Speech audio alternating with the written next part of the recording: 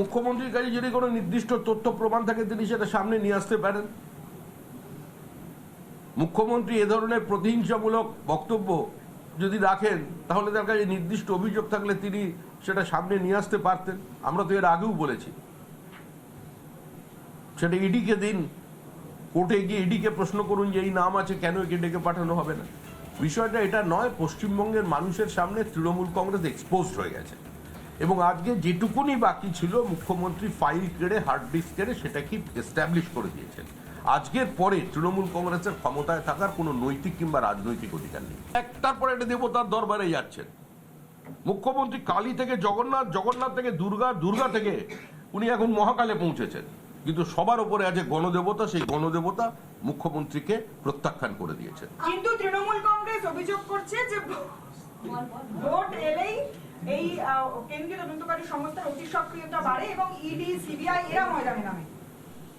দেখুন, পশ্চিমবঙ্গের মাটিতে দাঁড়িয়ে তো অতি সক্রিয়তা না হলে আবার সিপিআইএম বলে দিদি মোদি ঘটা, আবার দিল্লিতে গিয়ে দুজনে একই সঙ্গে অতি সক্রিয়তার বিরুদ্ধে, রাজনৈতিক প্রতিহিংসামূলক আচরণের বিরুদ্ধে এবং ইডি সিবিআই কে কাজে লাগিয়ে রাজনীতি করার জন্য তারা পার্লামেন্ট থেকে একসঙ্গে ওয়াকআউট করে। ওদের বলতে দিন, আপনারা এই সমস্ত প্রশ্ন আমায় না করে বরঞ্চ আলিমুদ্দিন স্ট্রিটে গিয়ে মোহাম্মদ সেলিমকে করতে পারেন যে বিষয়টা কি। আজকে অখিলেশ যাদব মমতা বন্দ্যোপাধ্যায়ের সমর্থনে একটি টুইট করেছেন। তিনি বলেছেন বাংলায় বিজেপি সরকার হারার প্রথম পদক্ষেপ এটি এবং তিনি মমতা বন্দ্যোপাধ্যায়কে সমর্থন করেছেন এবং মমতা বন্দ্যোপাধ্যায় যে কার্যকলাপ তাকে তিনি সমর্থন জানিয়েছেন। উনি এত সমর্থন করছেন বলেই তো উত্তরপ্রদেশের মানুষ ওনাকে সমর্থন করছে না। উত্তরপ্রদেশের প্রত্যেকটা নির্বাচনে বঙ্গ ভাষাভাষী যারা আছে, মানে বাংলা ভাষায় যারা কথা বলে, তাদের বুথগুলোর ফলাফল দেখুন। বেনারসে যান, প্রয়াগরাজে যান, লখনৌতে যান, নয়ডায় যান, আজকে যেখানে যেখানে উত্তরপ্রদেশে বা আপনারা যেটাকে গোবলয় বলে চিহ্নিত করে দিয়েছেন অখিলেশ যাদবের যেগুলো বিচরণ ভূমি, সেখানে যে বাঙালিদের বুথগুলো দেখে আসুন, তারা ওনাকে ভোট দেয় না। যেই তৃণমূল কংগ্রেসকে ধরবে, যেই তৃণমূল কংগ্রেসের পাশে দাঁড়াবে, তার নিশ্চিত তার বিদায়, তার বিসর্জন অনিবার্য। দিল্লিতে দেখেছেন, একমাত্র এখান থেকে দৌড়ে গিয়েছিলেন মুখ্যমন্ত্রী, টিম পাঠিয়েছিলেন, কংগ্রেস ও কেজরিওয়ালের সঙ্গে ছিল না শেষ মুহূর্তে, কিন্তু তৃণমূল কংগ্রেস ওখানে ঠিক পৌঁছে গিয়েছিল। তৃণমূল কংগ্রেস ওখানে পৌঁছে আজকে তারা অখিলেশ যাদবের মানে কেজরিওয়ালের পাশে দাঁড়িয়েছিলেন। ভাই চলে গেছে, দিদি ভাইও যাবে। অভিষেক আজকে বলছেন যে এবার আর কোনো খেলা হবে না, এবার একেবারে পদ্মফুল উপড়ে ফেলা হবে। মালদার মাটিতে দাঁড়িয়ে বললেন অভিষেক বন্দ্যোপাধ্যায়। অভিষেক তার যে দেখুন, আমরা রাজনীতিকে খেলা বলে মনে করি না, আর ওরকম উপড়ে ফেলার লোক অনেক এসেছে। 242টা আসনে নির্বাচনে প্রতিদ্বন্দ্বিতা করে আমরা 2টো আসনে জয়লাভ করেছিলাম। মানুষ বলেছিল হাম দো হামারা দো। লোকসভায় 2টো আসন অটল বিহারী বাজপেয়ী আর লালকৃষ্ণ আদবানি নেতা, কিন্তু আমাদের কারোর হাত ধরে এগিয়ে আসতে হয়নি, মতাদর্শকে জলাঞ্জলি দিতে হয়নি। তিনি যে রাজনৈতিক দলের উত্তরাধিকারী হিসেবে কাজ করছেন, যদি অটল বিহারী বাজপেয়ী এবং লালকৃষ্ণ আদবানি সেদিন কংগ্রেসের প্রচন্ড লেবার পেনের সময় গর্ভগৃহে না থাকতেন, এই দলটারই জন্ম হতো না। যখন বৈঠক চলছিল, আজকে যখন আপনাদের বৈঠক চলছিল ওখানে নাড্ডাজির উপস্থিতিতে, সেই সময় মুখ্যমন্ত্রী নিরাপত্তার দায়িত্বে থাকা যে টিম, সেখান থেকে ডিআইজি সিকিউরিটি সুমিত কুমার হঠাৎ হোটেল চত্বরে হাজির হন। তিনি হঠাৎ সংবাদ মাধ্যমকে দেখে আবার পিছন থেকে হাঁটতে শুরু করেন। সবাই প্রশ্ন করে, উনি বলেন আমি একজনকে খুঁজতে এসেছিলাম, আমার কাজ করতে দিন বলে গাড়ি দেখুন, আমি ওনাকে চিনিও না, কিসের জন্য এসছে সেটাও বলতে পারবো। আমরা উত্তম কুমারের নাম শুনেছি, অমিত কুমারের নাম শুনেছি, এরকমই কোনো সুমিত কুমার হতে পারে, এ নিয়ে আমাদের কোনো মাথা ব্যথা নেই।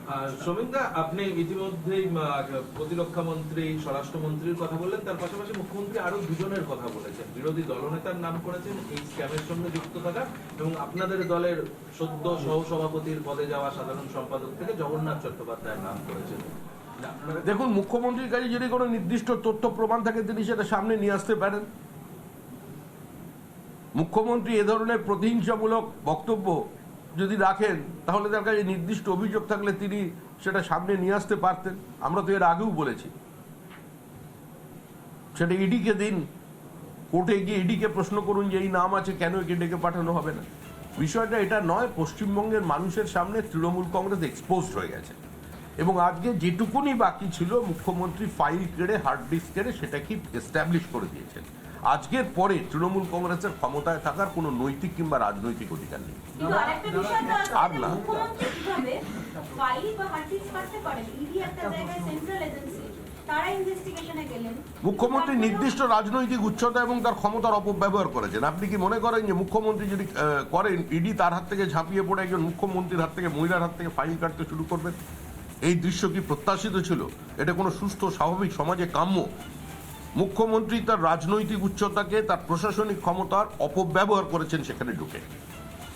দাদা, রাজ্যে এসআইআর চলছে, আপনাদের তরফ থেকে বারংবার অভিযোগ হয়েছে অনুপ্রবেশকারীদের বাঁচাতে চায় তৃণমূল কংগ্রেস। আজকের যে এই হার্ড ডিস্ক ফাইল নিয়ে গেলেন, এই ধরনের কোনো তথ্য তিনি সরিয়ে নিতে পারেন বলে আশঙ্কা করছেন আপনারা? দেখুন, আমরা তদন্ত করছি না ওখানে কেন ইডি গিয়েছিল, এটা ইডি বলতে পারে। আপনারা ইডির যদি কোনো মুখপাত্র থাকে তাদের প্রশ্ন করুন। এটা তৃণমূল কংগ্রেস দপ্তর নয় যেখানে আপনি পুলিশ সিআইডি সম্পর্কে সম্পূর্ণ তথ্যের উত্তর কোনো মুখপাত্র থেকে, কোনো নেতার থেকে, কোনো সভাপতির থেকে, কোনো সাধারণ সম্পাদক থেকে পেতে পারেন।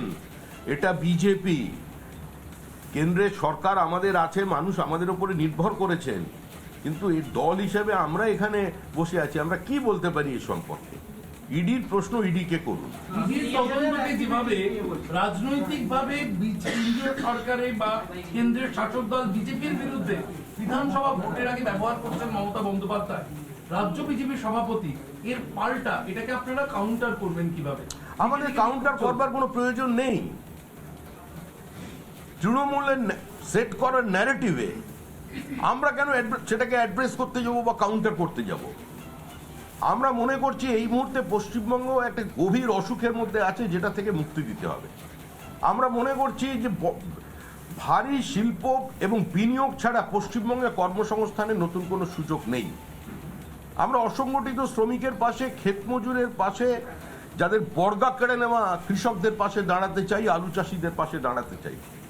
আমরা পশ্চিমবঙ্গে আমাদের যে শিল্প সম্ভাবনা আছে আমরা সেটার উপরে ফোকাস করতে চাই। আমরা মেধার মর্যাদা দিতে চাই, কারণ আমাদের নদী আছে, আমাদের সমুদ্র আছে, আমাদের অর্থ আছে, আমাদের মেধা আছে, আমাদের টোপোগ্রাফিক্যাল অ্যাডভান্টেজ আছে, আমাদের পূর্ব ভারতের দরজা সামনে খোলা আছে, আমাদের পাশে মানে মিনারেল রিচ দুটো স্টেট আছে, ঝাড়খণ্ড আছে, বিহার আছে, উড়িষ্যা আছে। তো এই এত কিছু আমাদের আছে। তো আমরা এই সমস্ত ছোট বিষয়ের মধ্যে আমরা এই কোনো তর্ক বিতর্কের মধ্যে নেই।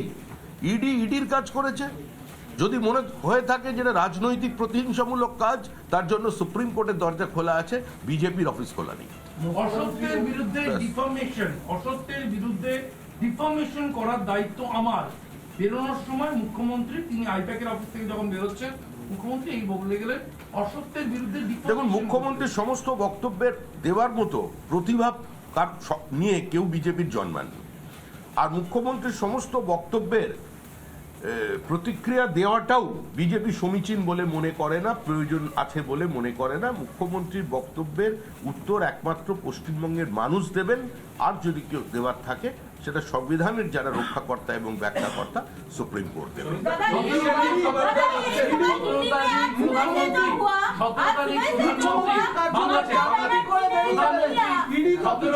প্রধানমন্ত্রীর যে আগমন, আজ মালদার সভা থেকে অভিষেক ব্যানার্জি বললেন কানে আসছে মালদায় নাকি প্রধানমন্ত্রী আসছেন, আসতে দিন ওনাকে, তারপর তো আমিও আসবো।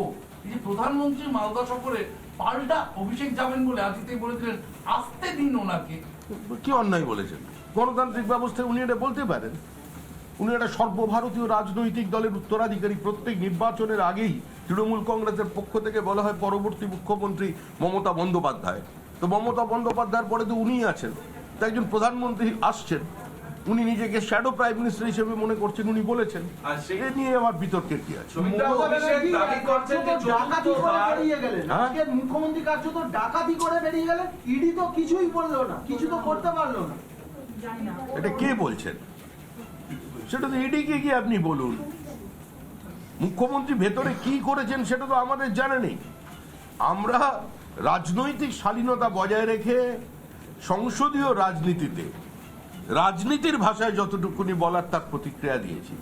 ডাকাতি কি ছিনতাই এ নিয়ে আমরা কোনো মন্তব্য করব না। শ্রমিকরা অভিষেক বন্দ্যোপাধ্যায় দাবি করছেন চতুর্থবার তৃণমূল কংগ্রেস ক্ষমতায় আসবে এবং কোনো পরিযায়ী শ্রমিককে বাইরে কাজ করতে যেতে হবে না। এ তো অত্যন্ত আনন্দের বিষয়। ঘরের ছেলে তো ঘরের ভাত খেতে চায়, ঘরের মানুষ তো ঘরে থাকতে চায়, বৃদ্ধা মা তো সন্ধ্যাবেলার পর তার ছেলেকে বাড়িতে দেখতে চায়। তার জন্য 5,000 টাকা অনুদান ঘোষণা করবার পরেও কেন ট্রেন ভর্তি হয়ে লোক বাইরে চলে যাচ্ছে, এটাই তো আমাদের প্রশ্ন। আমরাও তো এটা চাই, কিন্তু এটা এই সরকার পারবে না, এটা নতুন সরকার পারবে। ঘরের ছেলে ঘরের ভাত খাবে, এটা বিজেপি ঠিক করবে। दादा ये सवाल हिंदी में सुबह से जो हुआ आज जो घटना घटी है ममता बनर्जी का जो बयान है कि जो हुआ वो भाजपा की इंस्ट्रक्शन से हुआ है ईडी ने जो किया वो भाजपा की इंस्ट्रक्शन। अरे लगातार सभी चुनाव का पहले सभी राजनीतिक दल ईडी सीबीआई के बारे में ऐसा बात बोलते आए हुए हैं। बिहार में भी बोला था जो एसआईआर चल रहे हैं, वोट चोरी चल रहे हैं। जो वोट चोरी का बातें किया उन्होंने तो एक तालाब में भी कूद किया, लेकिन गया सत्ता में। नतीजा क्या हुआ हरियाणा में, नतीजा क्या हुआ दिल्ली में, ये तो जनता के सामने है। उसको जो बोलना है बोलने दीजिए। सारा देश की जनता नरेंद्र मोदी का साथ है और गंगोत्री से गंगा सागर तक कोई डबल इंजन सरकारी बनेगी नरेंद्र मोदी के नेतृत्व पे। सारा पूरा कच्छ से कोहिमा तक का आम नागरिक का जो आस्था है वो रहेगा। लेकिन इन्वेस्टिगेशन जब चल रहा था उसी टाइम ममता बनर्जी के हाथ में फाइल और हार्ड डिस्क ये सब ममता बनर्जी खुद वहाँ से उठा के ले आई। ये क्या सरकारी काम में कोई हस्तक्षेप नहीं है? सरकारी काम में ये बाधा नहीं है? ये क्रिमिनल ऑफेंस है, ये सारा देश देख रहे हैं, सिर्फ पश्चिम बंगाल की जनता नहीं है, ये पूरा देश का सामने हमारा फेस लॉस हो गया। What is happening in West Bengal today and what is going to be happen tomorrow, अभी ये जनता को सोचना चाहिए, पूरा देश को सोचना चाहिए, जो संविधान की कस्टडियन है उसको सोचना चाहिए। মুখ্যমন্ত্রী একটা জিনিস বললেন আজকে, বেরিয়ে এসে বললেন যে আর কত বলবেন? হ্যাঁ। হার্ডডিস্ক সাবজেক্ট সবই তো রেড করে নিয়ে গেল, আমি যদি বিজেপি পার্টি অফিসে রেড করি, বলবেন আমি যদি বিজেপি পার্টি অফিসে রেড করি তাহলে কি হবে? আমি যতদূর আমার জানি রেজিস্টার্ড অফিসে রেড করে সব দিয়ে গেল। মুখ্যমন্ত্রী রেড করতে আজ মুখ্যমন্ত্রী যদি নিজেও আসেন তাকেও স্বাগত। মুখ্যমন্ত্রীর জন্য আমরা ভালো মুড়ি রাখবো, মুখ্যমন্ত্রী লাল চা খেতে ভালোবাসেন সেটাও রাখবো, অবশ্যই উনি আসবেন। কয়লার তদন্ত, যে কয়লা ঘোটালার যে তদন্ত চলছে, এর আগে আমরা দেখেছি একাধিকবার তাতে অভিষেক বন্দ্যোপাধ্যায়কেও ডাকা হয়েছে। আজকে সেই তদন্তেরই একটা অংশ হিসেবে এই বলা হচ্ছে যে প্রতীক জৈনের অফিসে আজকে এ নিয়ে যা বলবার ইডি বলবে, যা বলার আমরা বলে দিয়েছি, এর বাইরে আমাদের কোনো বক্তব্য নেই। কেন ইডি ওখানে গিয়েছিল, কোথায় রেড হয়েছে, কেন রেড হয়েছে, কলকাতায় শুনছি 6টা জায়গায়, দিল্লির 4টে জায়গায় রেড হচ্ছে, এটা পুরোটা হাওয়ালা এবং কোল স্ক্যামের জন্য রেড, এটা ইডি বলছে। এখন পুরো বিষয়টা কি আছে ইডি বলতে পারবে, আমাদের এটা জানা নেই। ধন্যবাদ। নানা ধরনের কন্টেন্ট দেখার জন্য লাইক করুন, শেয়ার করুন আমাদের ফেসবুক পেজ, সাবস্ক্রাইব করুন আমাদের ইউটিউব চ্যানেল। পাশাপাশি অন্যান্য ব্রেকিং নিউজের জন্য অবশ্যই চোখ রাখুন রিপাবলিক বাংলায়।